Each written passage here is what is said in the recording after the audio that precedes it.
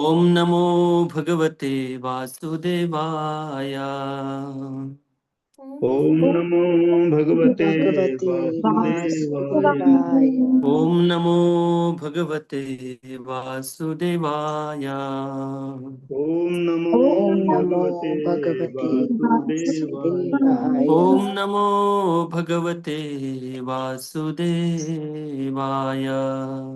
ओम ओम नमो नमो भगवते भगवते वासुदेवाय। वासुदेवाय। ओम अज्ञानतिमिरन्धस्य ज्ञानाञ्जनशलाकया चक्षुरोन्मिलितं तस्मै श्रीगुरुवे नमः। नमः ॐ विष्णुपादाय कृष्णपृष्ठाय भूतले श्रीमते भक्तिवेदान्त स्वामिनिति नामिने।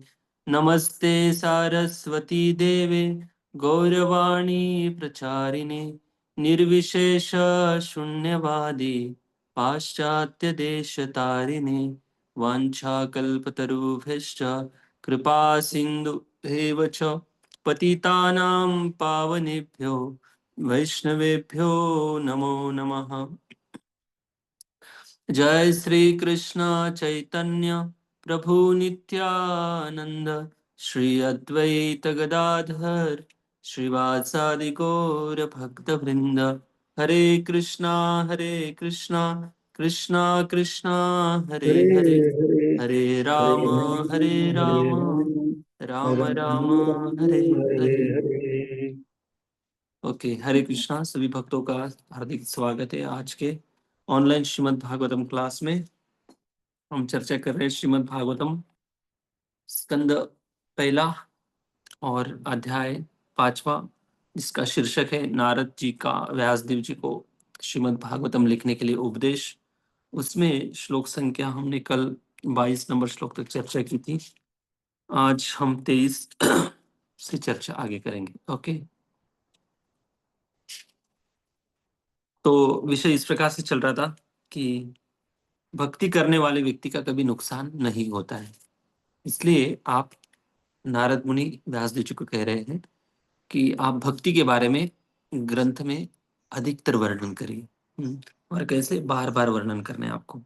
और पिछले कुछ श्लोकों में हमने देखा कि आप उसके लिए योग्य भी हो, क्योंकि आप अमोघ दृक्, आपकी जो दृष्टि है वो शुद्ध दृष्टि है, उच्च चेतना वाली दृष्टि है। और दूसरी बात तो यह है कि आप साक्षात भगवान के अवतार है। कुछ सब कुछ बात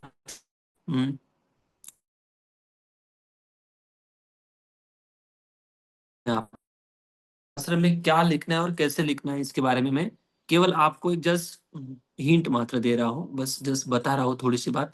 इसको आप बहुत विस्तारित रूप से लिखिए।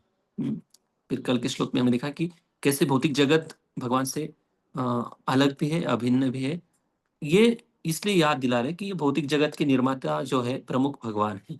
तो इस महानता को कभी नहीं भूलना है। लेकिन साथ साथ महानुभाव जो भक्तों से भगवान का जो भाव है, इसको भी जरूर लिखना है। तो दोनों को बैलेंस करते हुए श्रीमद् भागवतम को लिखो।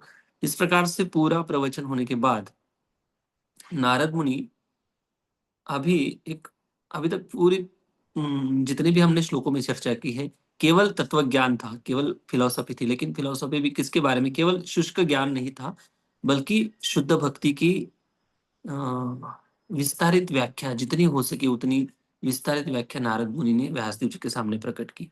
ताकि नारद मुनि ये बताना चाहते थे कि आप भागवतम समझ लिखने से पहले जितना समझेंगे, इतना इतनी मतलब भागवतम की इंपॉर्टेंस जितना समझेंगे, उतनी गहराई में और गंभीरता से इस भागवतम को लिख पाएंगे आप।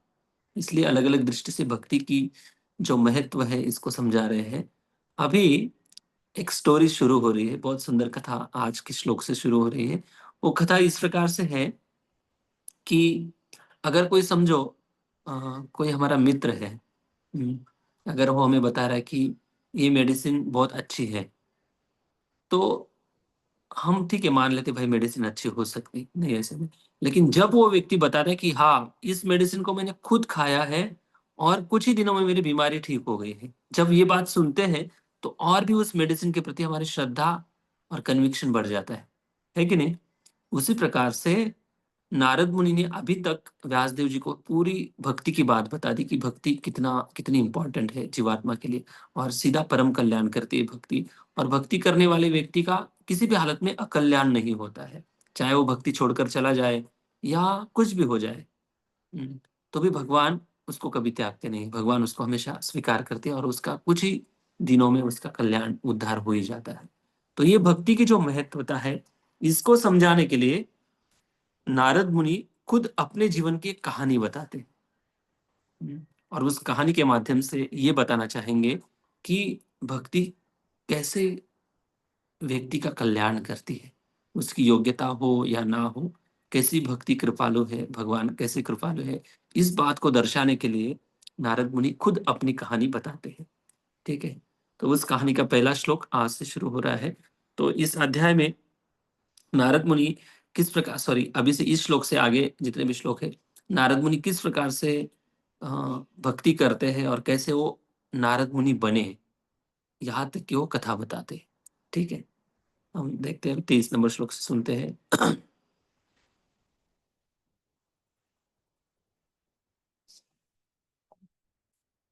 एक ये जो श्लोक है थोड़ा सा अलग ट्यून में गाता हूँ, ट्राई करो मेरे पीछे गाने का। बहुत सुंदर श्लोक है, क्योंकि श्रीमद् भागवतम जो ग्रंथ है, कृष्ण तुल्य भागवत विभु सर्वाश्रय प्रति श्लोक प्रति अक्षर नाना अर्थ है। भगवान श्री कृष्ण के श्री विग्रह अंग की तुलना श्रीमद् भागवतम से की गई है। तो भागवतम के एक एक श्लोक मतलब श्री कृष्ण से अभिन्न है, ऐसे वृंदावन दास ठाकुर कहते हैं।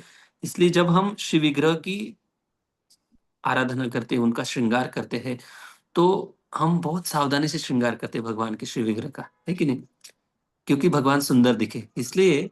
वैसे ही श्रीमद् भागवतम के जो श्लोक है या हरिनाम संकीर्तन है, इस हरिनाम संकीर्तन को जितने अच्छे धुन के साथ, अच्छे संगीत के साथ, अच्छे सुर के साथ जब गाया जाता है, तब इसकी सुंदरता और प्रकाशित होती है। तो मैं सोच रहा था इस ट्यून में पहली बार ट्राई करेंगे, आप भी ट्राई करो। अगर पॉसिबल है तो गाइए, नहीं तो फिर ट्यून चेंज कर लेंगे। हाँ। अहं पुरातीत भवे भवं मुने। मैं अहं पुरातीत भवे पुरातीत भवन् मुने। चलो मेरे पीछे गा लेंगे या पूरा मैं, चलो गा पा रहे, कोई बात नहीं, चलो गाएंगे।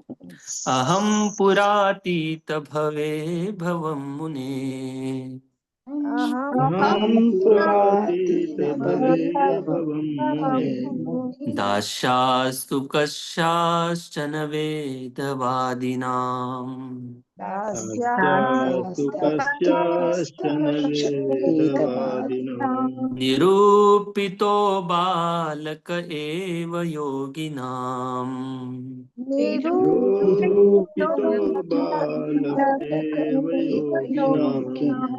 शुश्रूषणे प्रावृषिर्विविक्षताम्। शुश्रूषणे प्रावृषि निर्विविक्षताम्। थैंक यू, हरे कृष्ण।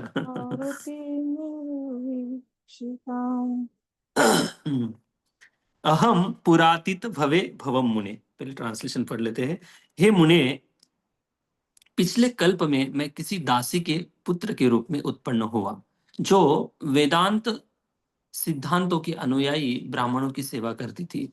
जब वे लोग वर्षा ऋतु के चातुर्मास के साथ साथ रहते थे, तो मैं उनकी सेवा, टहल, व्यक्तिगत सेवा किया करता था। तो ये कहानी इस प्रकार से शुरू हो रही। नारद मुनि बात बता रहे हैं कि अहम पुरातीत भवे भवम मुने, हे मुने, हे मुनि मतलब व्यासदेव जी को बता रहे हैं कि देखो, मैं पूर्व जीवन में, अभी पुरातीत मतलब क्या, प्राचीन काल में, पहले, ये बता रहे हैं। इसका मीनिंग ये है कि ब्रह्मा जी का अभी जो दिन चल रहा है, अभी ब्रह्मा जी के एक दिन में 14 मनु आ जाते हैं, तो अभी 6 मनु बीत गए हैं, अभी 7वां मनु का राज्य चल रहा है। मतलब ब्रह्मा जी के लगभग 11:30 पौने 12 बजे होंगे ब्रह्मा जी के एक दिन के। तो ब्रह्मा जी का दिन और हमारा काल कितना कितना फर्क है, सोचिए आप। तो ब्रह्मा जी के अभी तक दोपहर भी नहीं हुआ है ठीक ठाक से। तो इस आज का जो दिन चल रहा है ब्रह्मा जी का, तो कल की बात कर रहे हैं नारद मुनि।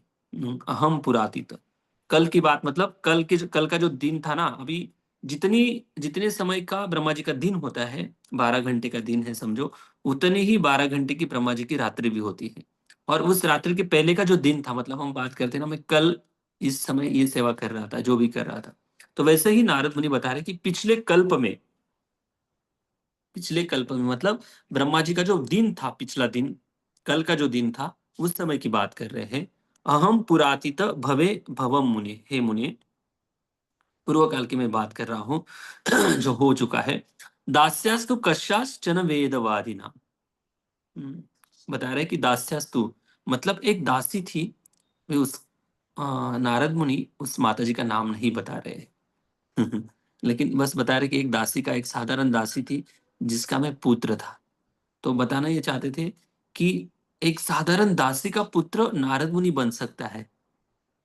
हम्म, जिस दासी को ना वैदिक कल्चर पता होता है, ना संस्कार पता होते हैं, ना शास्त्र पता होता है, ना ज्ञान पता होता है, ना मंत्र पता होते। तो सोचिए भगवान की भक्ति की कितनी महानता है।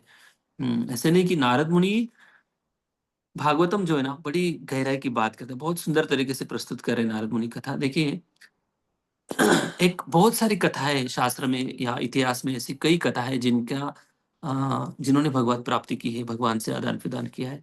तो कई अलग अलग कहानी नहीं बता रहे, खुद की कहानी बता रहे हैं। जो एक दासी का पुत्र जो था, एकदम निम्न सामाजिक व्यवस्था में भी देखा जाए तो नीचे का जितने भी वर्ग के लोग हैं, उनसे वहां से भक्ति की महानता कितनी, कि नारद मुनि तक उनका जो सफर, ये बताना चाहते हैं।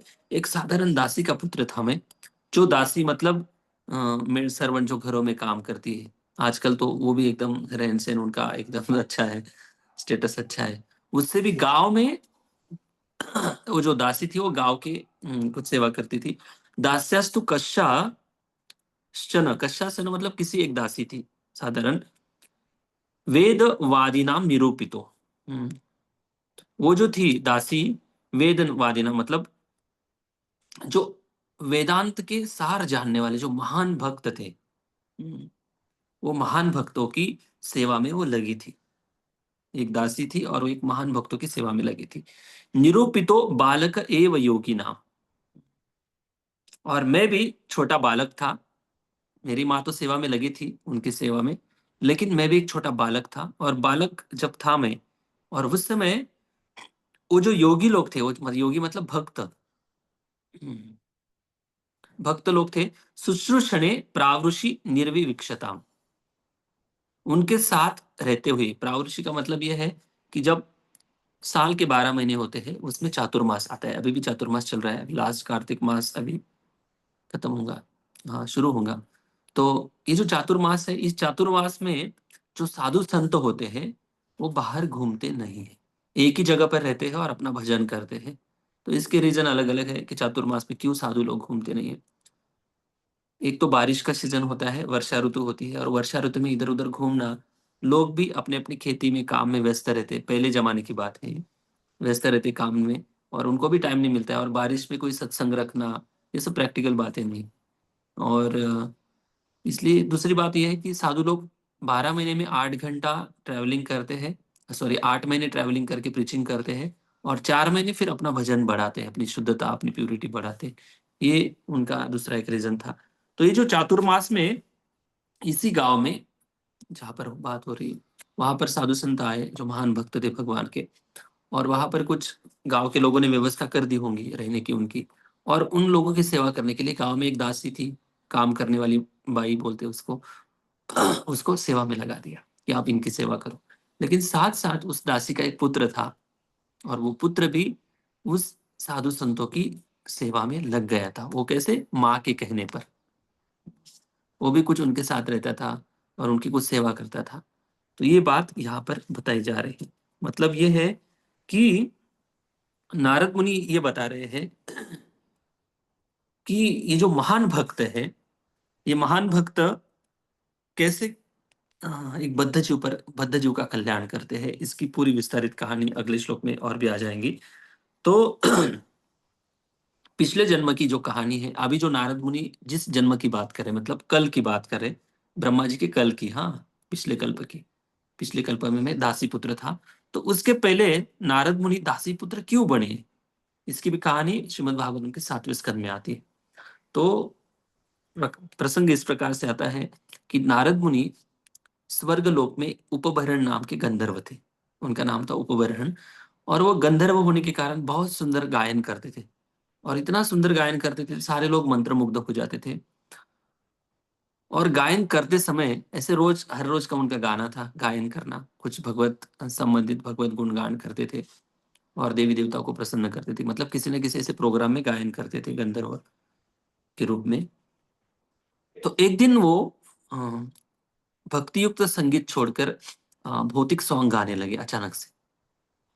पता नहीं क्या हो गया, भगवान जाने उनको। अचानक से उन्होंने कोई भौतिक सॉन्ग शुरू कर दिया और गाते गए। तो कहानी आती है इस प्रकार से कि शायद उधर प्रजापति थे या ब्रह्मा जी थे, कोई तो उनके सीनियर देवता में से वरिष्ठ देवता थे। तो उन्होंने, ब्रह्मा जी। ब्रह्मा जी थे, ठीक है, थैंक यू।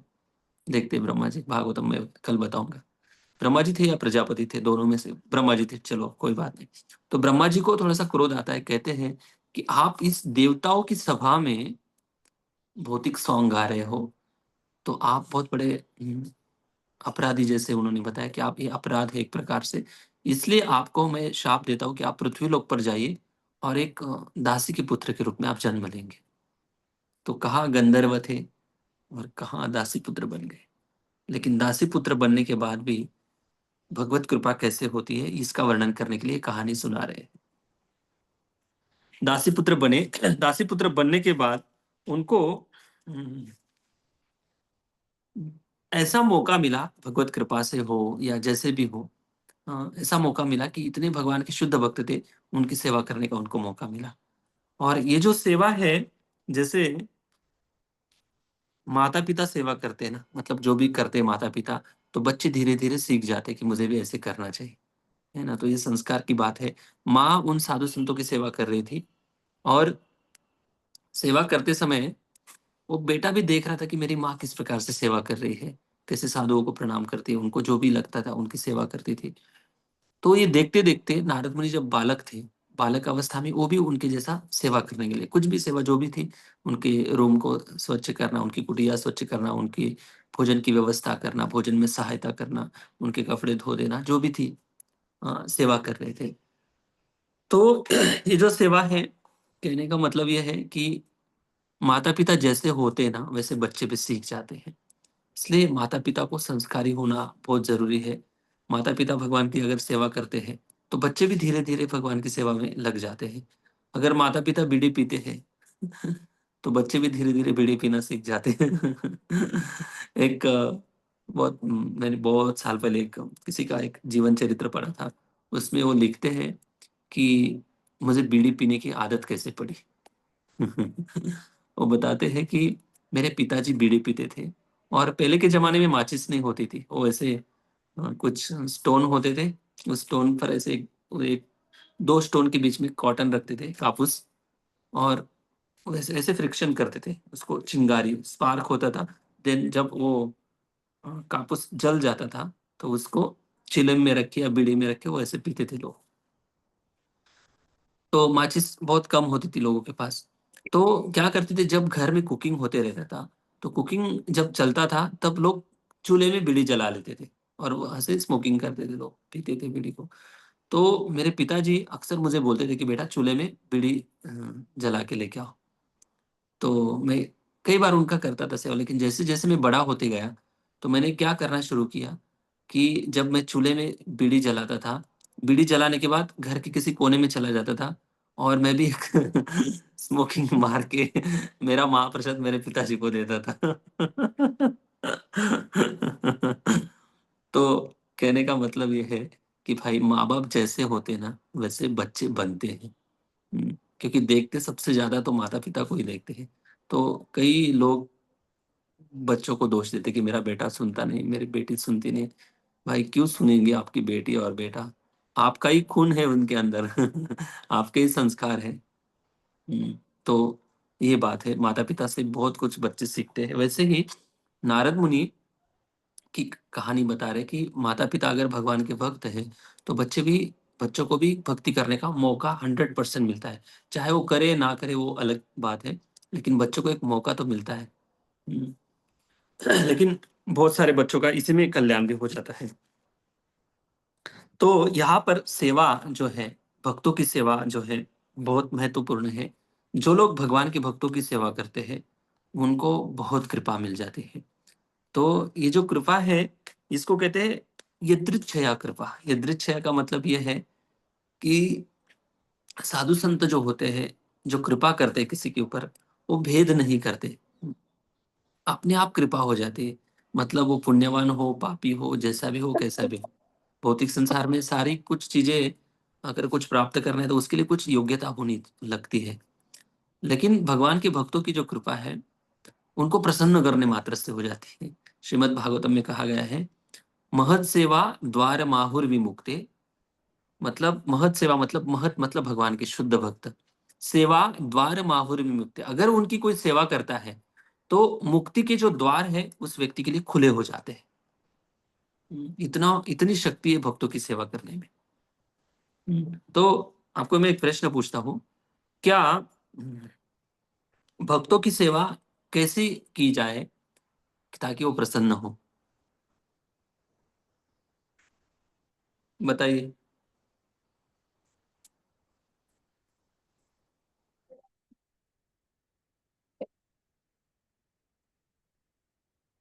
मेरी आवाज आ रही सबको? नहीं आ रही?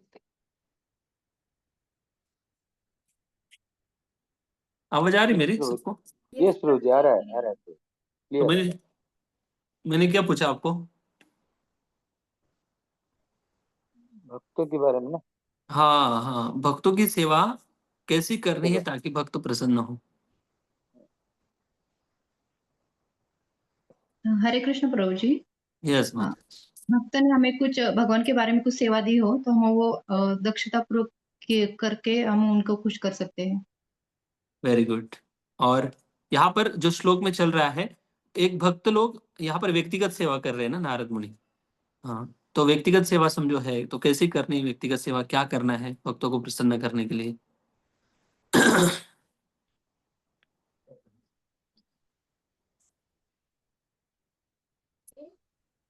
उनके चरण की सेवा करनी चाहिए। ओके, उनके उनको चरण की। प्रसाद के लिए बुला कर, प्रसाद खिलाकर उनकी सेवा कर ओके, सकते प्रसाद खिलाना है। प्रसाद तो सबको अच्छा लगता है। हैं। प्रसाद खिलाने से सब सबको मतलब प्रसन्न हो जाते हैं वैष्णव लोग, प्रसाद खिलाने से। वेरी गुड, प्रसाद खिलाना। ज्यादातर मान्यता है कि प्रसाद खिलाने से वैष्णव प्रसन्न हो जाते हैं। हाँ ठीक है, वो भी बात ठीक है। लेकिन सेवा जो होती है ना, प्रसाद खिलाना एक वन वे के समान है। प्रसाद खिलाना एक वन वे, पता है ना, जब रास्ते में हम ट्रैवलिंग करते, कभी कभी किसी रोड को पुलिस लोग वन वे बना देते क्योंकि ट्रैफिक उनको कंट्रोल करने होती, तो केवल प्रसाद खिलाना एक वन वे के समान होता है। वन वे मतलब खाली उनको प्रसाद खिला रहे हैं हम। एक इसमें विश्वनाथ चक्रवर्ती ठाकुर कहते हैं कि दो प्रकार से भक्तों की सेवा होती है, एक तो प्रसंग, दूसरे है कृष्ण परिचर्या। कथा, कृष्ण कथा सुनने बहुत हाँ अच्छा। हाँ, एक है परिचर्या। परिचर्या मतलब उनकी व्यक्तिगत सेवा करना, जो भी उनको लगता है सेवा करना, प्रसाद खिलाना। और दूसरी बात है प्रसंग। प्रसंग उनसे, प्रसंग मतलब भगवान के कथा उनके मुख से सुनना। ये दोनों तरफ से जब होगा तब जाकर वैष्णव की सेवा अच्छे से होगी। क्या समझ पा रहे हैं आप? प्रसंग मतलब भगवान का उनको प्रसाद खिलाना, ये तो वन वे हो गया, लेकिन उधर से भी कुछ आना चाहिए। उधर से क्या आना चाहिए? उधर से भगवान की कथा निकलनी चाहिए उनके मुख से। जब दोनों तरफ से इस प्रकार से आदान प्रदान होता है, तब जाकर वैष्णव प्रसन्न होते हैं। समझ पा रहे हैं आप? हमें हमारे वरिष्ठ भक्तों ने कहा था कि किसी भी गृहस्थ के घर अगर जाएंगे, कुछ भी प्रोग्राम से, कुछ भी कारण से, केवल प्रसाद खा के नहीं आना है।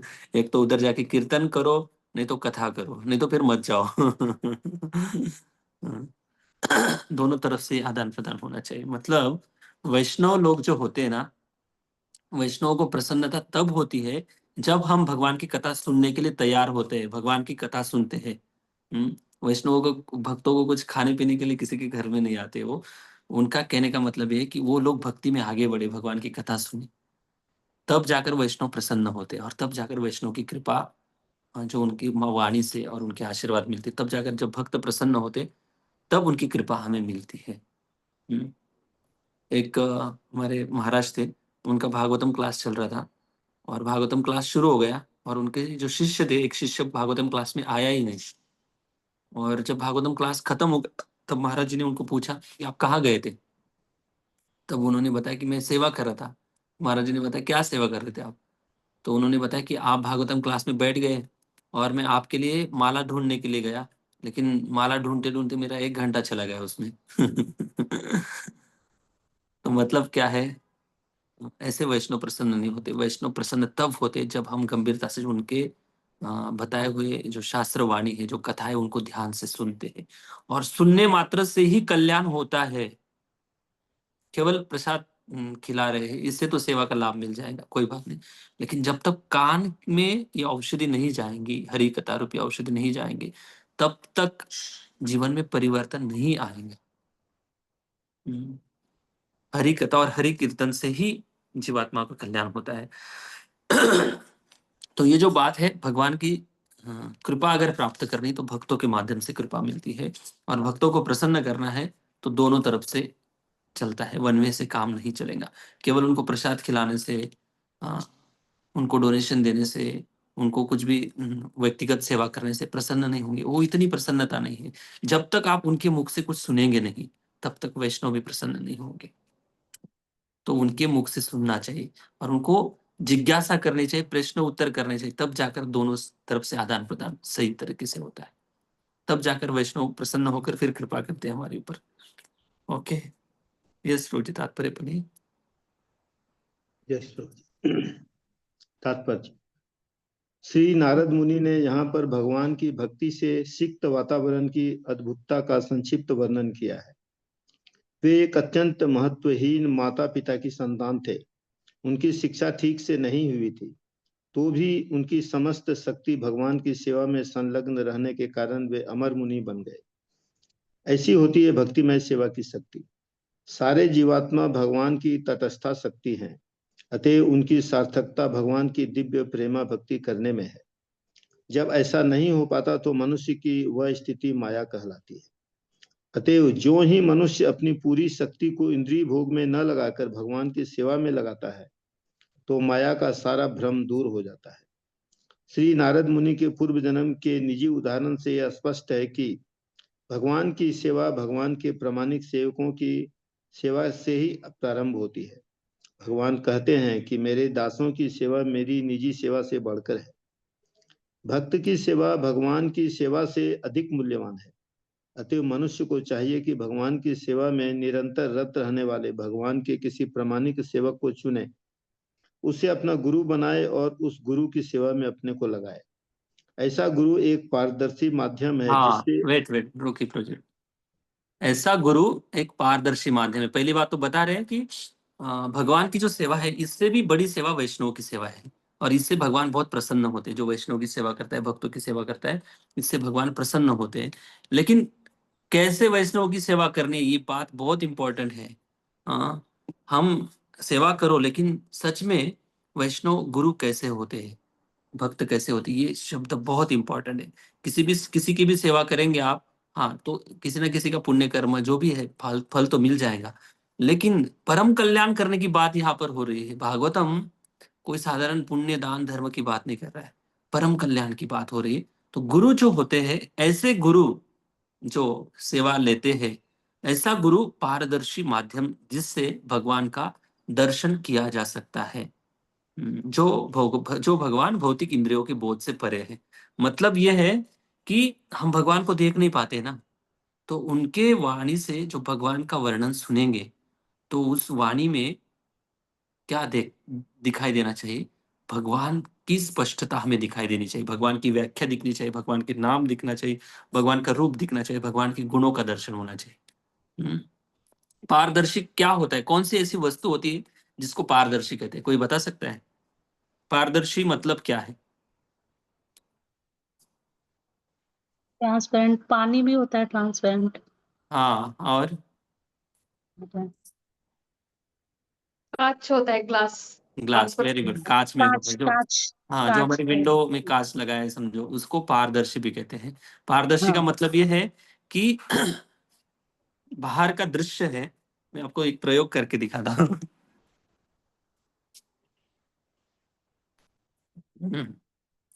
ये देख रहे हैं आप सब लोग, इसको कहते हैं, दिख रहा है कि नहीं पता नहीं मुझे, मिरर है। हाँ, इसको इसको बाद में बताऊंगा मैं। और एक सामने ये दृश्य रखो कि आपके सामने एक ग्लास है। किसी किसी शॉप में ऐसे ग्लास होते हैं ना, कांच होते हैं, जिस कांच से जब हम बाहर से देखते हैं तो दुकान के अंदर क्या है वो भी देख पाते हैं, दुकान का सामान भी दिखाई देता है। ऐसे कांच आप सभी ने देखे होंगे। तो इसको कहते हैं पारदर्शी। पारदर्शी का मतलब ये है कि वो गुरु आपको सीधी सीधी भगवान की बात बताएंगे और पूरी कथा में प्रायोरिटी में भगवान की बात रहेंगी, ना खुद को सेंटर में रखेंगे, ना खुद की प्रतिष्ठा बढ़ाएंगे, ना खुद का गुणगान करेंगे। तो ये बातें उस कथा में, उसके प्रवचन में, उनकी वाणी में नहीं होनी चाहिए। इसको कहते पारदर्शी। मतलब ये है कि वो जो भी बोलेंगे उनकी वाणी से, उनके शब्दों से हमें सीधा सीधा भगवान का दृश्य दिखाई देना चाहिए, भगवान के धाम, भगवान का नाम, भगवान का रूप, भगवान की गुण, भगवान की लीला। ये सारी बातों का जो व्यक्ति भली भांति अच्छे ढंग से वर्णन कर पाता है, करता है, उसको कहते हैं पारदर्शी। ये हो गए पारदर्शी, मतलब सीधी बात बताते कि हे भगवान है और आप भगवान के दास हो, फिर भगवान से जुड़ जाओ, आपका कल्याण हो जाएगा। ये सिंपल तरीका है। दूसरा है, इसको मैं मायावा दृष्टि से अलग से बताता हूँ। पारदर्शी अगर नहीं है, कुछ लोग जो उनकी वाणी सुनते हैं हम, उनकी कथा सुनते हैं और इसमें पारदर्शी है या नहीं है स्पष्ट रूप से समझ में आ जाएगा। अभी ये मिरर देखो, इसमें खुद अपने आप को देखेंगे हम, देखेंगे कि नहीं देखेंगे? मिरर दिख रहा है? हाँ, इसके अंदर अगर हम हमारा चेहरा देखेंगे कि क्योंकि इस मिरर में हम खुद अपने आप को देखेंगे। क्यों? क्योंकि ये पारदर्शी नहीं है, ये भी ग्लास है लेकिन पारदर्शी नहीं। इसके पीछे अगर देखेंगे कुछ ना कुछ कवर लगाया या उसके पीछे पेंटिंग किया होता है, जो भी पेंट लगाया होता है, कवर लगाया होता है, इसके कारण वो ग्लास ही है वो भी, लेकिन पारदर्शी नहीं।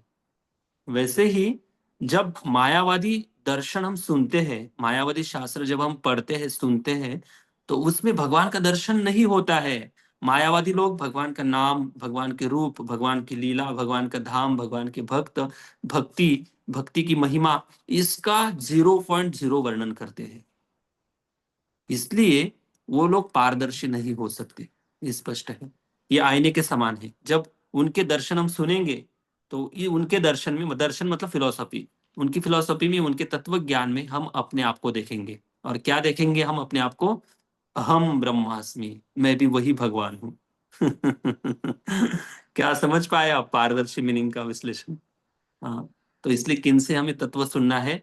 जो पारदर्शी लोग हैं। पारदर्शी किसको कहते हैं, समझ लिया आपने? हाँ, तो ये प्रभुपाद जी की अद्भुत महिमा है, कैसे एक एक शब्द चुन चुन कर देते हैं। और ऐसे पारदर्शी लोगों की सेवा करेंगे तो भाई बहुत ज्यादा कृपा मिलेगी। और वही कृपा मिलेंगे जो नारद मुनि व्यासदेव जी को समझा रहे हैं, जो नारद मुनि ने संतों की सेवा करके नारद मुनि बने वो। हाँ, इसको कहते हैं पारदर्शी। यस, टू कंटिन्यू एक प्रभु जी। ऐसा गुरु एक पारदर्शी माध्यम है जिससे उन भगवान का दर्शन किया जा सकता है जो भौतिक इंद्रियों के बोध से परे है। प्रामाणिक गुरु की सेवा के अनुपात से ही भगवान उसे अपनी अनुभूति कराते हैं। भगवान की सेवा में मानव शक्ति का सदुपयोग मुक्ति का प्रगतिशील पथ है। प्रामाणिक गुरु के मार्गदर्शन में भगवान की सेवा करने पर सारी विराट सृष्टि तुरंत भगवान से अभिन्न बन जाती है।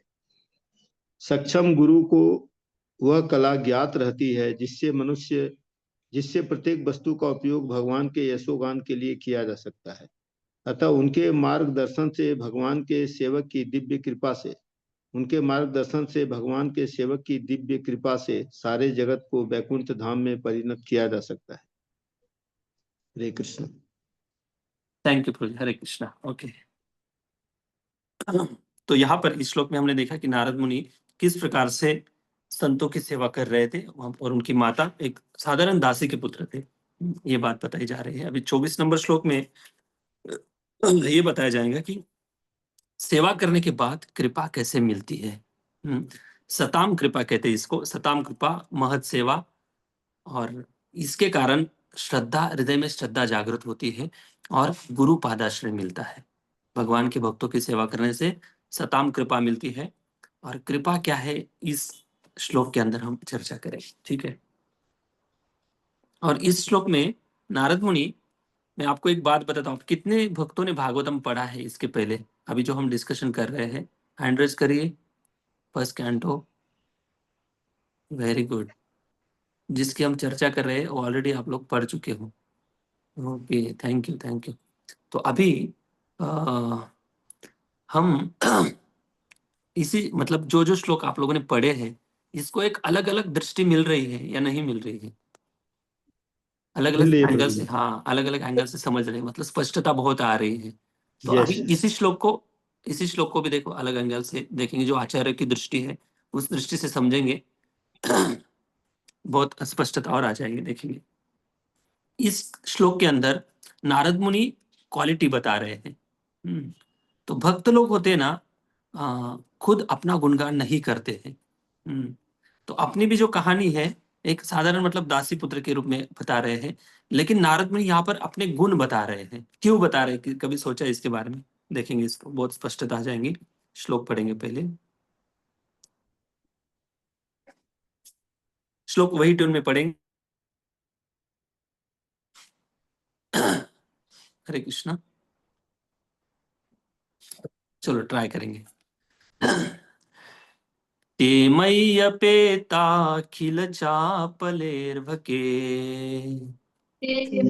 मय्यपेताखिल चापले अर्भके दान्ते धृतक्रीडनकेऽनुवर्तिनि ते अधिक क्रीडनके अनुवर्तिनि चक्रो कृपां यद्यपि तुल्यदर्शिनः चक्रो कृपां यद्यपि तुल्यदर्शनः श्रूषमाणे मुनयोऽल्पभाषिणी।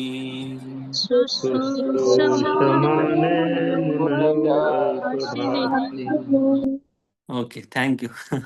थोड़ा ट्यून कठिन है, लेकिन उसका सुर बहुत अच्छा है, ऐसे श्रवण करने जैसा है, श्रवणीय है। तो ऐसे इस ट्यून में, अलग अलग ट्यून में अगर श्लोक गाते हैं हम, तो कंठस्थ हो जाते हैं श्लोक जल्दी। ओके। ते मय्य पेता खिल चापले अर्पके, पहले ट्रांसलेशन पढ़ लेते हैं। यद्यपि वे स्वभाव से निष्पक्ष थे। कौन निष्पक्ष थे स्वभाव से? वो साधु संत निष्पक्ष थे। किंतु उन वेदांत के अनुयायियों ने मुझ पर अहेतु की कृपा की। जहां तक कि मेरी बात थी, मैं इंद्रिय जीत था और बालक होने पर भी खेल कूद में अनासक्त था। साथ ही मैं चपल न था और कभी भी जरूरत से ज्यादा बोलता नहीं था, मितभाषी था। हाँ, देखिए, नारद मुनि इस श्लोक में ये बता रहे हैं कि ते मैया पेता खिल चापले अर्भके, अर्भक मतलब बालक रूप में था मैं, और मुझ में मतलब कुछ अपने गुण बता रहे हो। मेरे अंदर मैं बालक रूप में था, और मेरे अंदर क्या था? दांते धृत क्रीड, दांते मतलब इंद्रियों को वश में करने की उनके अंदर क्षमता थी। मतलब खाने पीने की ऐसी ज्यादा लालच, जीवा को कंट्रोल था उनका, बातचीत पर कंट्रोल था, बड़े शांत स्वभाव के थे बालक रूप में नारद मुनि। दांते मतलब द आंते, जो इंद्रियों पर निग्रह कर सकता है, उनके अंदर ये दांते क्वालिटी आती है। अधृत क्रीडन के मतलब उनको खेलकूद में बिल्कुल रुचि नहीं थी। उनको खेलकूद में ऐसे घंटों घंटों खेलने में कोई रुचि नहीं थी उनको। ये उनके अंदर इतनी अच्छी क्वालिटी थी। अक्सर बच्चे देखो कितना खेलकूद में रुचि रखते हैं, कोई पढ़ाई करने में रुचि नहीं, बच्चों को खेलने में घंटे, दो दो घंटे बिता देते हैं। लेकिन नारद मुनि को खेलकूद में कोई रुचि नहीं थी। देखो, बालक अवस्था की बात है। हाँ, ये जब बालक थे तब। आजकल बड़े बड़े लोग भी खेलने जाते हैं। चलो, एक एक्सरसाइज करते हैं, वो बात अलग है। लेकिन दांते, इंद्रिय निग्रह जो है, जो बड़े उम्र के लोग हैं, जो आध्यात्मिक साधना कर रहे हैं, उनको भी दांते गुण आना बहुत डिफिकल्ट हो जाता है। प्रैक्टिस करनी पड़ती कई वर्षों की, तब जाकर इंद्रियों पर नियंत्रण आता है। और साथ साथ अनुवर्तिना, अनुवर्तिना मतलब आज्ञाकारी थे नारद मुनि। जैसे कुछ बोलते थे कि भाई ऐसे करो, वैसे करो, वैसे करो, एज इट इज वैसे ही करते थे। उल्टा बोलते नहीं थे, मतलब रिपीट कुछ बोलते नहीं थे और समझदारी से लेते थे, छोटे बालक के रूप में थे, आज्ञाकारी थे। और कृपाम चक्र मतलब उन्होंने कृपाम यद्यपि तुल्यदर्शिनः, वो जो थे साधु संत, उन्होंने मेरे ऊपर अहित की कृपा की। यहाँ पर कृपा को ट्रांसलेशन कर रहे रूपा जी, वर्ड अहित की कृपा, कॉजलेस मर्सी, मतलब ऐसी कृपा की जिसका कोई रीजन नहीं था। पहली बात बता रहे, अपने गुण बता रहे, गुण बताने के बाद फिर बता रहे कि उन्होंने मेरे ऊपर अहेतु की कृपा की। अहेतु की मतलब उस कृपा का कोई हेतु नहीं था। देखिए आगे जाकर स्पष्ट हो जाएगा क्यों, क्योंकि वो तुल्य दर्शिना थे। तुल्य दर्शिना का मतलब ये है कि उनकी जो दृष्टि थी समान दृष्टि थी, और दूसरा मीनिंग ये होता है कि उनकी दृष्टि में वो हर जगह पर भगवान को दर्शन करते थे, भगवान को देखते थे। ये तुल्य दर्शिना।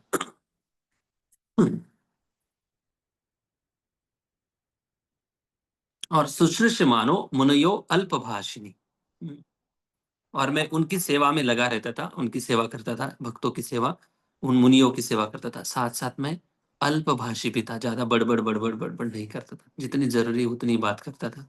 अनवांटेड जो गोसिप होती है वो चर्चा बिल्कुल प्रजल्प नहीं करता था। तो ये नारद मुनि अपनी क्वालिटी बता रहे हैं। तो देखिए, तो होते हैं ना अतुल्य दर्शिना, मतलब वो हमेशा उत्तम स्तर पर निवास करते हैं। जो शुद्ध भक्त होते हैं, एक होते उत्तम अधिकारी, दूसरे मध्यम अधिकारी, और तीसरे होते कनिष्ठ अधिकारी। तो उत्तम अधिकारी जो लोग दूसरों पर कृपा करने समाज में घूमते फिरते हैं, तो वो उत्तम अधिकारी के स्तर से अगर लोगों से आदान प्रदान करेंगे तो प्रचार कर ही नहीं पाएंगे, क्योंकि उत्तम अधिकारी की दुनिया कुछ अलग ही होती है और कनिष्ठ अधिकारी की दुनिया भी अलग होती है। तो उनको हाथ अगर देना है, समझो अगर 10 स्टेप है और 10 स्टेप के नीचे फिर तालाब है, कुआं है, जो भी है, तो अगर किसी को तालाब से निकालना है, हाथ देना है, किनारे पे वो आ गया व्यक्ति, तो 10वें स्टेप से उसको कम से कम तीसरी जो नीचे से अगर गिनते जाएंगे, तीसरी या चौथी या दूसरी स्टेप पर तो आना पड़ेगा, तब जाकर हाथ दे सकते हैं।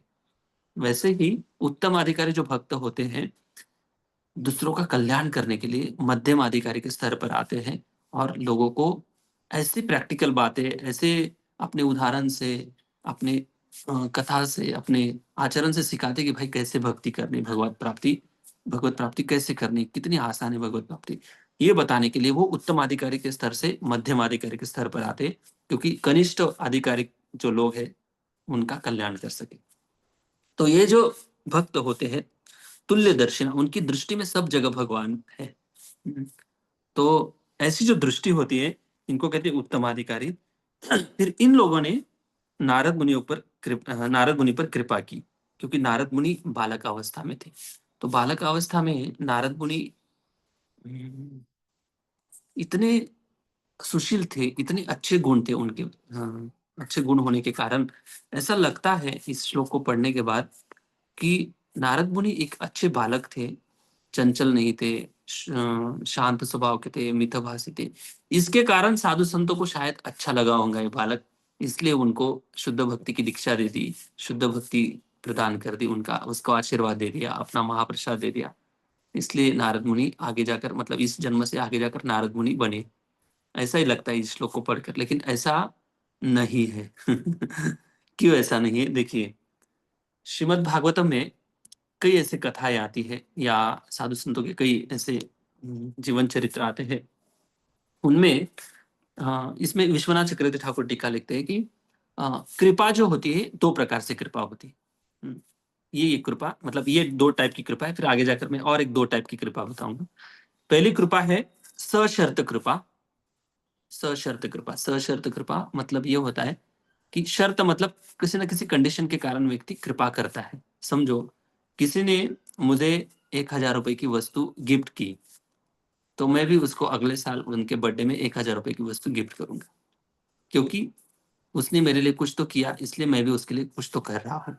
या उससे थोड़ा ज्यादा कर दूंगा, उसको थोड़ा टाइम दे दूंगा, और भी कुछ अच्छी जो भी आदान प्रदान है, समझ पा रहे हो आप। मतलब कोई व्यक्ति हमें अच्छा लग रहा है, वो इच्छा में इच्छा मिलाता है और मुझे कुछ देता है, इसलिए मैं आप उसको भी कुछ दे रहा हूँ। इसको कहते हैं सशर्त कृपा। दूसरी कृपा है बिन शर्त कृपा। बिन शर्त कृपा मतलब कोई कंडीशन नहीं है, ऐसी कृपा मतलब भगवान की भक्ति कर सकती, मतलब उनसे कुछ चाहते नहीं है बल्कि वो देना चाहते हैं। इसको कहते हैं बिना शर्त कृपा। और ये बिन शर्त जो कृपा है ये भगवान के भक्त ही देते हैं और भगवान के भक्त ही करते हैं, इनके अलावा और कोई भगवान के भक्त के अलावा बिन शर्त कृपा कोई नहीं करता है। और वो ये जो कृपा है, ये कृपा भौतिक संसार में इस प्रकार से एक सशर्त कृपा दिखाई देती है, लेकिन बिन शर्त कृपा आध्यात्मिक लोगों के अंदर दिखाई देती है।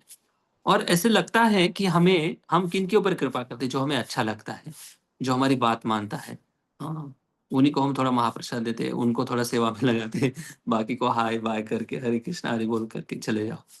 हाँ, लेकिन ऐसा नहीं है। नारद मुनि इसलिए वो अपने गुण बता रहे हैं कि तुल्य दर्शिना जो लोग होते हैं, जो भगवान के जो भक्त होते हैं, ये भगवान के भक्त मेरे अंदर जो गुण थे, इन गुणों को देखकर उन्होंने मेरे ऊपर कृपा की, ये बात नहीं है।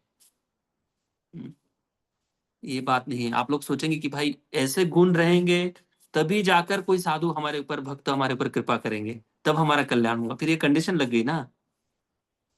तो भक्ति किसी के भी किसी भी वस्तु, किसी भी गुण, किसी भी क्वालिटी, किसी भी दान तपस्या से बंधी नहीं है। भक्ति पूरी तरह से स्वतंत्र है, इसलिए भक्ति को यदृच्छया कहते हैं, मतलब पूरी तरह से स्वतंत्र है। स्वतंत्र का अर्थ यह है कि किसी भी अच्छे गुण हो या बुरे गुण हो, इससे भक्ति देना है या नहीं देना ये मायने नहीं रखता है। समझो, मैं आपको एक बहुत सिंपल उदाहरण देता हूँ। आपने सभी ने बुक डिस्ट्रीब्यूशन सेवा की होंगी ना। तो बुक डिस्ट्रीब्यूशन करते समय हम देखते हैं कि भाई आप ब्राह्मण हो, आप क्षत्रिय हो, आप नॉनवेज खाते हो, कल आपने शराब पी थी या नहीं पी थी, क्या अभी शराब पी के आए हो, ऐसे पूछते हैं हम किसी को। जो मिलता है उनको गीता देते कि नहीं देते? हाँ, है कि नहीं? तो देते हैं। तो ये है बिन शर्त कृपा। हम किसी की भी शर्त नहीं देखते, सबको भगवत गीता भागवतम देना चाहते ताकि उनके जीवन में भी कल्याण हो। हाँ, वो गुणी है अवगुणी है कैसा व्यक्ति है, हम उसकी पूछताछ नहीं करते हैं। इसलिए भक्ति इन सारे नियम और कंडीशनों से पूरी तरह से परे है। तो ये बात है, नारद मुनि ये बता रहे कि ऐसा नहीं कि वो भक्तों ने मेरे ऊपर ये गुण देखकर कृपा की, नहीं। अगर वो ये गुण देखकर मेरे ऊपर कृपा करते तो फिर वो तुल्य दर्शिना कैसे हो सकते? तुल्य दर्शिना का मतलब ये है कि उनकी समान दृष्टि कैसे हो सकती है सभी के ऊपर। वो भेदभाव नहीं करते हैं, सभी के ऊपर समान दृष्टि होती है। प्रभुपाद जी की देखिए, प्रभुपाद जी की कृपा कैसी है। प्रभुपाद जी ने इंडिया के, भारत के अंदर जो शुद्ध ब्राह्मण है, वो भी तो इस्कॉन में कई ब्राह्मण भक्त है, ब्राह्मण जाति से आए हुए हैं, ब्राह्मण परिवार से जो आए हैं उनको भी दीक्षा दी है। और फॉरेन कंट्रीज में जो भी पाश्चात्य देश है, उनमें कितने भी पतित में से पतित लोगों के ऊपर भी प्रभुपाद जी ने कृपा की है। एक जर्मनी की कहानी आती, प्रभुपाद जी ने एक व्यक्ति को दीक्षा दी है। जो व्यक्ति स्लॉटर हाउस में जब गाय बैल काटे जाते थे, उसमें से जो गाय की जो नस होती थी, जो खून निकलता था, गाय के शरीर में पाइप डालकर वो खून पीता था पहले भक्ति में आने से पहले बाद में वो भगवान का भक्त बन गया, ऐसा नहीं कि नहीं बना। तो प्रभुपाद जी ने उसको पर्सनली कहा था कि आपको मैं दीक्षा दे रहा हूँ लेकिन कभी नॉनवेज नहीं खाना है। तो यह है बिन शर्त कृपा। मतलब कोई भौतिक योग्यता नहीं देखती भक्ति। और वैसे ही भक्त भी होते हैं, जो उत्तम अधिकारी भक्त होते हैं, वो कोई भेद नहीं करते, बस वो भगवान की भक्ति में सबको जोड़ना चाहते हैं। कैसा भी हो व्यक्ति, पापी हो, दुराचारी हो, बिगड़ा हो, गया गुजरा हो, कैसा भी हो, लेकिन उसको अगर भक्ति की कृपा मिल जाती है, भक्तों की कृपा मिल जाती है, तो उसका कल्याण हो जाता है। तो नारद मुनि अपने गुणों को इसलिए बता रहे कि ये मेरे गुण देखकर भक्तों ने कृपा की, ऐसा नहीं है। मेरे अंदर गुण थे लेकिन अगर किसी के अंदर गुण नहीं भी हो तो भी तुल्य दर्शिना जो शब्द है, मतलब जो भक्त होते हैं समान दृष्टि से सबको देखते हैं, भगवान की कृपा सबको बांटते हैं, मतलब सबका कल्याण होना निश्चित है भक्ति में जब वो आते हैं। तो और दो प्रकार की कृपा देख लेते हैं। एक कृपा है गुणमयी कृपा और दूसरी है निर्गुण कृपा। गुणमयी कृपा का अर्थ है कि उसके अंदर अगर क्वालिटी अच्छी है, तभी जाकर हमें जो अच्छा लगते हैं ना उनको हम अच्छा मानते हैं, और जो अच्छे नहीं लगते हैं ना उनको हम दूर रखते हैं। तो ये भौतिक स्तर पर तो एक आदान प्रदान होता है सबका, लेकिन शुद्ध भक्त जो होते हैं ना, ये आदान प्रदान कर रहे, इसका मतलब ये है कि हम उत्तम अधिकारी अभी तक नहीं बने हैं। ये बात स्पष्ट है। जो उत्तम अधिकारी होते हैं फिर वो भेद नहीं देखते, उनकी दृष्टि में भेद नहीं होता है, सबका कल्याण करना चाहते हैं। और दूसरी है निर्गुण कृपा, का मतलब है उस निर्गुण कृपा जो होती है, अगर किसी के अंदर दुर्गुण भी क्यों ना हो उसके ऊपर वो कृपा करते हैं, मतलब उसको भक्ति देना चाहते हैं। दुर्गुण भी क्यों ना हो, फिर वो व्यक्ति समझो दुर्गुण से आया हुआ है, उसका इंद्रिय शुद्ध नहीं, मन शुद्ध नहीं है, फिर वो भक्ति करेगा, फिर अगर प्रॉब्लम हो जाएगा तो फिर पीछे के श्लोक याद करो जो नारद मुनि व्यासदेव जी को बता रहे हैं। त्यक्त्वा स्वधर्मम चरणाम भुजम भरे भजन न पक्को तो पतित ततो यदि। अगर भगवान की चरणों का आश्रय लिया है, फिर उसके संस्कार अच्छे नहीं, भक्ति भी छोड़ दी, कुछ भी हो गया, तो क्या हो जाएगा? तो कोई नुकसान नहीं। उसके अकाउंट में भक्ति की कृपा, भक्ति की सुकृति वैसे के वैसे ही हमेशा के लिए जमा होती जाती है। ओके, तो नारद मुनि यहाँ पर अपनी कहानी बता रहे कि मेरे ऊपर कैसे तुल्यदर्शिना, जो समान दृष्टि वाले जो भक्त है, उनकी कृपा हुई मेरे ऊपर। तो नारद मुनि, वही नारद मुनि जब अगले जीवन में नारद मुनि बनते हैं तो कई लोगों पर कृपा करते हैं नारद मुनि। देखो कैसी परंपरा लाइन से चलती है।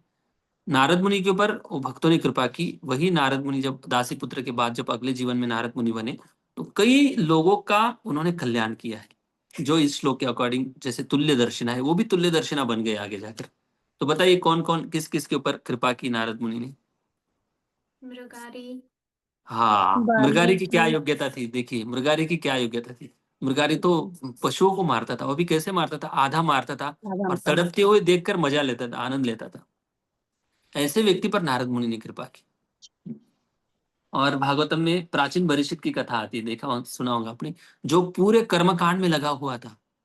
हाँ, पूरे कर्मकांड में भौतिक इच्छा से कर्मकांड कर रहा था, उसको भी कृपा की नारद मुनि ने।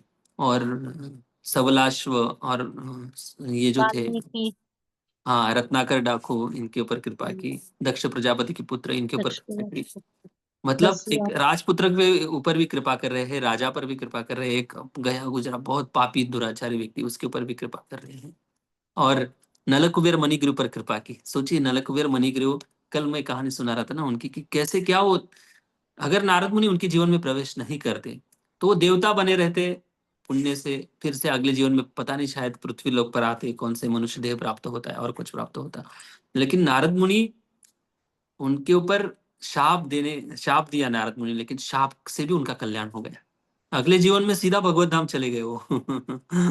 हाँ, भगवान की प्राप्ति हो गया। और इतना सुंदर वो प्रार्थना करते, देखना दामोदर मास में कहानी सुनेंगे ना आप, तब पता चलेगा कि जब उनका यमलार्जुन वृक्ष से उद्धार हो जाता है, जब बाहर आते हैं वो, तब बाल रूप श्री कृष्ण का जब दर्शन करते, बड़े प्रसन्न होकर प्रार्थना करते हैं कि प्रभु अभी बस हो गया ना, अभी हमें देवता बनने की इच्छा है ना, और कुछ बनने की इच्छा है।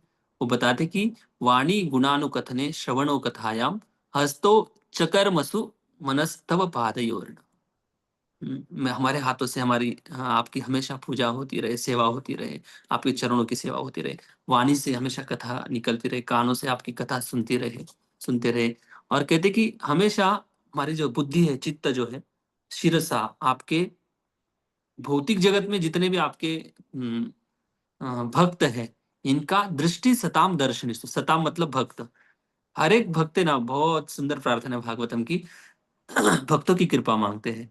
अभी नलकुबेर मणिग्रीव बता रहे कि हमेशा आपके हमारी दृष्टि में मांगते हैं ना, कि हमेशा जगन्नाथ स्वामी नयन पथगामी भवतु मे, हे जगन्नाथ जी आप हमेशा मेरे नयनों के सामने बने रहे, आपका हमेशा दर्शन होते रहे। लेकिन यहाँ पर नलकुबेर मणिग्रीव क्या मांग रहे हैं? दृष्टि से आपका दर्शन तो होगा ही, लेकिन कैसे? आपका दर्शन होगा तब होगा, लेकिन उसके पहले मांगते हैं दृष्टि सताम दर्शनेस्तु। सताम मतलब आपके जो भक्त हैं उनका हमें हमेशा दर्शन होते रहे।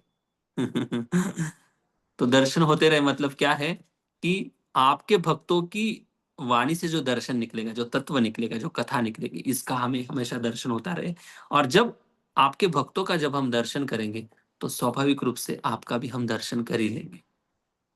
तो ये वरदान मांगते हैं। तो ये नारद मुनि की देखो ऐसे ऐसे लोगों पर नारद मुनि ने कृपा की है। इसको कहते हैं बिन शर्त कृपा, इसको कहते हैं सताम कृपा, इसको कहते हैं शुद्ध भक्तों की कृपा। मतलब शुद्ध भक्ति जो है पतित से पतित व्यक्ति पर भी कृपा करती है, और शुद्ध जो है जो ब्रह्म स्तर पे चला गया है, जिसका हृदय भी पूरी तरह से शुद्ध हो चुका है, उसके ऊपर भी भक्ति कृपा करती है। इसलिए भक्ति की जो कृपा है इसको यदृच्छया कहते हैं। यदृच्छया मतलब यदृच्छया मतलब पूरी तरह से भक्ति स्वतंत्र रूप से काम करती है, किसी भी नियम का जो कंडीशन है इसके परे भक्ति है। तो ये बात नारद मुनि यहाँ पर समझा रहे हैं। ओके प्रभु, तात्पर्य पढ़िए। यस प्रभु। तात्पर्य, भगवत गीता में भगवान कहते हैं सारे वेद मेरी खोज कर रहे हैं। भगवान श्री चैतन्य का कहना है कि वेदों के केवल 3 विषय हैं: भगवान के साथ जीवों का संबंध स्थापित करना, भक्ति कर्म करना तथा इस प्रकार से भगवत धाम जाने का परम उद्देश्य प्राप्त करना। इस तरह इन वेदांतवादियों से भगवान के शुद्ध भक्त के संकेत मिलते हैं। ऐसे वेदांतवादी या भक्ति वेदांत भक्ति के दिव्य ज्ञान का वितरण निष्पक्ष भाव से करते हैं। उनके लिए न कोई मित्र है, न कोई शत्रु, न कोई शिक्षित है, न कोई अशिक्षित, न कोई विशेष रूप से अनुकूल है, न कोई प्रतिकूल। भक्ति वेदांती जन यह देखते हैं कि लोग सामान्य रूप से झूठी कामोद्दीपक वस्तुओं में अपना समय गंवाते हैं। उनका कार्य है अज्ञानी जनता के भगवान के साथ भूले हुए संबंध को पुनर्स्थापित कराना। ऐसे प्रयास से विस्मृत जीव को भी आध्यात्मिक जीवन का बोध हो जाता है, और इस प्रकार भक्ति वेदांतों द्वारा प्रेरित सामान्य लोग धीरे धीरे दिव्य अनुभूति के पथ पर अग्रसर होने लगते हैं। इस तरह वेदांतवादियों ने उस बालक को इंद्रिय जीत बनने के पूर्व ही दीक्षित कर दिया था, और वह बचपन के खेल कूद से विरक्त हो गया था। किंतु दीक्षा के पूर्व वह बालक अत्यधिक अनुशासित हो चुका था, क्योंकि इस मार्ग पर चलने वाले के लिए यह अत्यंत आवश्यक है। मानव जीवन के वास्तविक शुभारंभ के समय से वर्णाश्रम धर्म प्रणाली में बालकों को 5 वर्ष की आयु के बाद गुरु आश्रम में ब्रह्मचारी बनने के लिए भेजा जाता है, जहां उन्हें ये सारी चीजें नियमित ढंग से सिखाई जाती हैं, चाहे वे सामान्य नागरिकों के पुत्र हों या राजकुमार हों। यह प्रशिक्षण न केवल राज्य के अच्छे नागरिक उत्पन्न करने के निमित्त भी अनिवार्य था, अपितु बालक को भावी जीवन में आध्यात्मिक अनुभूति प्राप्त करने के लिए उसे तैयार करने के लिए भी अनिवार्य था। वर्णाश्रम प्रणाली का पालन करने वाले बालकों को इंद्रिय भोग के अनुत्तरदायी जीवन का पता ही नहीं रहता था। यहाँ तक कि जब पिता बालक को माता के गर्भ में स्थापित करता था तो वह भी आध्यात्मिक संस्कार द्वारा होता था। बालक को भव बंधन से मुक्त कराकर उसे सफलता दिलाना माता पिता का उत्तरदायित्व हुआ करता था। यही सफल परिवार नियोजन की विधि है। इसका उद्देश्य था पूर्ण सफलता के लिए संतान उत्पन्न करना। इंद्रिय जीत हुए बिना, अनुशासित हुए बिना तथा पूर्ण रूप से आज्ञाकारी हुए बिना कोई भी व्यक्ति गुरु के उपदेशों का पालन करने में सफल नहीं हो सकता, और ऐसा किए बिना कोई भी व्यक्ति भगवान के धाम को प्राप्त नहीं कर सकता। हरे कृष्ण प्रभु। हरे कृष्ण। तो इंद्रिय विजित होना बहुत जरूरी है भक्ति में आगे बढ़ने के लिए। लेकिन भक्ति जो है कुछ टाइम हो गया टाइम तो हो गया अभी, चलो ज्यादा एक्सप्लेनेशन थोड़ा सा बता देता हूँ कि भक्ति के लिए हृदय शुद्ध नहीं भी है तो भी कोई बात नहीं, लेकिन ज्ञान मार्ग में अगर आगे बढ़ना है तो भक्ति हृदय शुद्ध होना बहुत जरूरी होता है। लेकिन भक्ति में इंद्रिय निग्रह नहीं, कोई योग्यता नहीं, तो भी वो व्यक्ति भक्ति की कृपा से, भक्तों के आशीर्वाद से धीरे धीरे आगे बढ़ जाता है। ओके, हरे कृष्णा। जय श्रील प्रभुपाद की जय। ग्रंथराज श्रीमद् भागवतम महापुराण की जय। जय हरे कृष्णा। ओके, हरि बोल। कोई प्रश्न है किसी का? प्रभु जी, मैं यस प्रश्न पूछ सकता हूँ? यस, पूछिए। दंडवत प्रणाम। दंडवत प्रणाम। हरे अच्छा कृष्ण। प्रभु जी, आप बोले जो कृपा देने के लिए इट शुड बी अनकंडीशनल कृपा, है ना? लेकिन आप बीच में बोले क्या, प्रभुपाद ने तो जर्मन भक्त को जो बोले कि एक चीज करो, आप मांस नहीं खाने का, फिर ये कंडीशन कर दिए ना उसके लिए। लेकिन अरे जस्ट आक्षरिक अर्थ में नहीं है, वो भौतिक क्वेश्चन, इसका कुछ मायने ही नहीं, लेकिन फिर भी कृपा किए हैं, बट वो भी कंडीशनल हो गया जैसे लगता है। वो तो हमारा तो मैंने क्या हीन बुद्धि है, इसीलिए हम सोच सकते हैं, लेकिन प्रभुपाद कृपा किए। लेकिन बाहर भौतिक लोगों को ऐसा लगता है कि प्रभुपाद तो भी कंडीशनल किए, है ना? नहीं, आपका क्वेश्चन एकदम ये है, क्या बोलेंगे उसको, नहीं, ये तो अच्छा क्वेश्चन नहीं है, ये तो क्वेश्चन, ऐसा क्वेश्चन कोई पूछना नहीं चाहिए, नहीं ये नहीं डाउट नहीं, नहीं होना सुनिए चाहिए। सुनिए सुनिए, नहीं वैसा नहीं प्रभु जी जी। जी आप मैं जो बता रहा था ना, आप मैं किस दृष्टि से बता रहा था वो ध्यान से सुना नहीं आपने। मैं क्लियर कर रहा हूँ ये टॉपिक को कि देखिए, आपका प्रश्न ये है कि प्रभुपा जी ने जब उसको दीक्षा दी, जो व्यक्ति उसका नॉनवेज खाता था, तो प्रभुपा जी ने उसको कहा, गुरु जब दीक्षा देते ना, तब उसको पहले योग्यता में जब दीक्षा दे रहे थे, मतलब कोई दे रहा है व्यक्ति, बिन शर्त कृपा किसको कहते हैं, कि कोई उसके लिए कोई योग्यता तो चाहिए, कुछ किसी भी चीज को अगर देना है, किसी भी, देखो संसारिक की छोटी मोटी डिग्री है, कोर्स करना है, तो उसके लिए कोर्स करने के लिए हर रोज जाना पड़ता है, अटेंडेंस, फिर सबमिशन, सब कुछ करना पड़ता है, तब जाकर उसको डिग्री मिलती है। यस तब यस, बेसिक तो क्वालिफिकेशन वैसे होना ही चाहिए। गुरु जो है अभी दीक्षा दे रहे हैं, मतलब उसकी कोई योग्यता नहीं देख रहे, उसके अंदर कोई योग्यता नहीं है, फिर भी दीक्षा दे रहे, उसको कृपा कर रहे हैं। लेकिन गुरु की अगर शरण में आ गया है, तो उसको इंस्ट्रक्शन भी देना जरूरी है ना, ये कंडीशन नहीं है, उसके कल्याण की अच्छा, बात दैट तो इज बताएंगे ना। इंस्ट्रक्शन। हाँ, उसको हाँ उसकी हाँ कल्याण की बात तो हाँ, बताएंगे ना। तो गुरु का इंस्ट्रक्शन। चार नियम तो कंपलसरी सबके लिए होते हैं। तो वन, ये बात यस। श्रील प्रभुपाद जी बता रहे हैं कि आपको नॉनवेज नहीं खाना है, आगे से अच्छे से ध्यान रखना है। तो ये तो गुरु बताएंगे ना, ये थोड़ी कंडीशन है। ओके। हमारा, हरे Krishna. that's what I, in the beginning itself I beg your pardon. This is not a proper question to be asked. नहीं नहीं, वो कोई बात। हमारा कम बुद्धि है, इसलिए समझ अरे में थोड़ा सा। नहीं नहीं नहीं, कोई बात, Hare thank you. Krishna. Thank thank you. You, thank Hare you. Krishna. और कोई प्रश्न है किसी का? ओके, ठीक है। ग्रंथराज श्रीमद्